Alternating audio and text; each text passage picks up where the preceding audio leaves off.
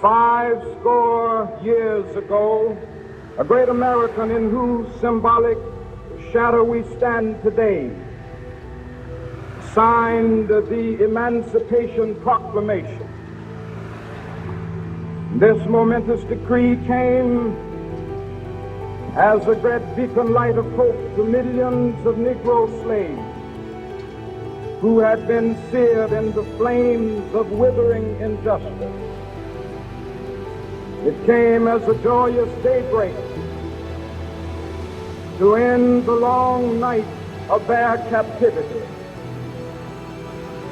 But 100 years later, the Negro still is not free. Even though we face the difficulties of today and tomorrow, I still have a dream. It is a dream deeply rooted in the American dream. I have a dream that one day this nation will rise up, live out the true meaning of its creed. We hold these truths to be self-evident, that all men are created equal.